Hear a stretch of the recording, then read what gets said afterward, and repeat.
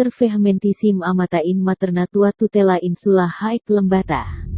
Omni, tempur et omnes cui habitant dia ea. Yang artinya, Perawan Maria, Bunda teramat dikasihi dalam perlindungan keibuanmu kuserahkan Nusa Lembata ini, dan semua penghuninya, selalu dan senantiasa. Inilah sebaik doa Pater Bernhard Bode, SVD, ketika pertama kali berlayar dari Larantuka ke Lamalera menggunakan peledang untuk memulai tugas misionarisnya.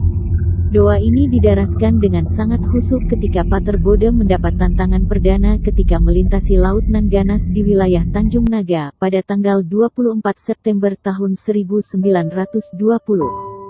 Bagi Pater Bode, tantangan yang mendebarkan jantung itu, tak mengecilkan nyali untuk menjejakkan kaki di tanah misi, Lamalera khususnya, dan Lembata umumnya. Sejumlah kesulitan yang menantang dan menghalangi usahanya membawa Injil keselamatan bagi orang Lembata yang belum mengenal Kristus. Karena itu, sejak awal Pater Bode mempercayakan seluruh Lembata dalam perlindungan Bunda Yesus yang adalah Bunda Penolong yang amat setia. Itulah pengalaman Pater Bode yang amat mengesankan di Tanjung Naga. Sebelumnya pada tanggal 1 Agustus tahun 1920 di Lamalera, tersiar kabar mendapat seorang pastor, kepala kampung langsung mengutus orang dengan 2 peledang untuk menjemput ke Larantuka. Artinya, kalau mereka tidak cepat bertindak, bisa saja Pater Bode ditunjuk untuk stasi lain. Sebelum itu pernah dikisahkan bahwa di Lamalera, telah dipermandikan. Pater de Vries mempermandikan 125 anak pada tanggal 8 dan tanggal 9 Juni tahun 1886. Dengan demikian, Gereja Katolik secara resmi telah didirikan di Lembata melalui Lamalera. Momentum ini pantas disebut sebagai berkat Tuhan yang sangat istimewa, bagaikan membuka pintu untuk kedatangan Kristus dan Injilnya bagi Pulau Lomblen, Lembata.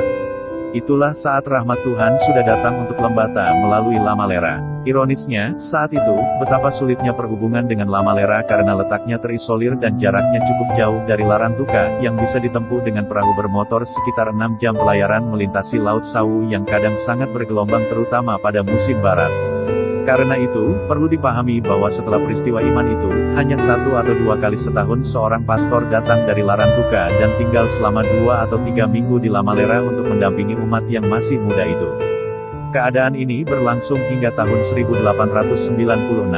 Celakanya lagi, setelah itu Lamalera harus ditinggalkan lagi hampir selama 3 tahun karena ketiadaan tenaga untuk melanjutkan karya pembinaan umat. Waktu pun terus bergulir. Baru pada tahun 1899, dimulailah kunjungan-kunjungan yang lebih sering. Bagi para misionaris Jesuit, Lamalera dianggap sebagai satu pos misi yang patut diperhitungkan karena mengandung harapan besar. Karena itu, para misionaris Jesuit merasa sangat berat jika mereka harus terpaksa melepaskannya hanya karena tidak cukup tenaga. Apalagi ketika itu diputuskan menarik semua misionaris Jesuit untuk melayani misi di Pulau Jawa. Pater Joseph Huberkat, SJ yang datang pertama kali ke Lamalera pada Mei tahun 1904, selalu mengadakan ton yang cukup tetap ke Lamalera. Dia pula yang membuka sekolah pertama di Lamalera pada 1914, dan dia jugalah misionaris Jesuit terakhir yang berpamitan dengan umat di Lamalera pada tanggal 20 April tahun 1917 untuk mengemban misi yang sama ke Pulau Jawa.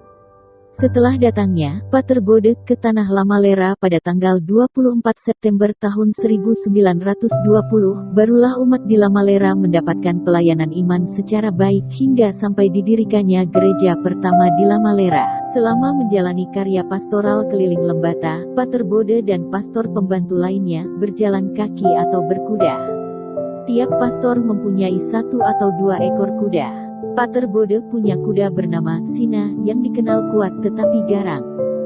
Binatang itu patut dikenang karena ikut berjasa membawa saksi Kristus sebagai gembala yang tidak kenal lelah berkeliling kemana saja. Barisan para pastor yang ditunjuk untuk berkarya di Lembata mulai bertambah. Hasilnya, beberapa stasi mulai didirikan, termasuk membangun gereja, seperti di Puar 1925, Lerek 1926, Mulankera, Lebala 1928, Aliyuroba 1928, Lewuka 1928, Belang 1929, Boto Kluang 1935, Mingar 1935, dan di Kalikasa 1935. Itulah sejarah singkat masuk dan berkembangnya agama Katolik di Tanah Lembata. Semoga apa yang disampaikan dapat bermanfaat. Terima kasih, dan sampai jumpa di video-video selanjutnya. Jangan lupa tinggalkan komentar Anda di kolom komentar.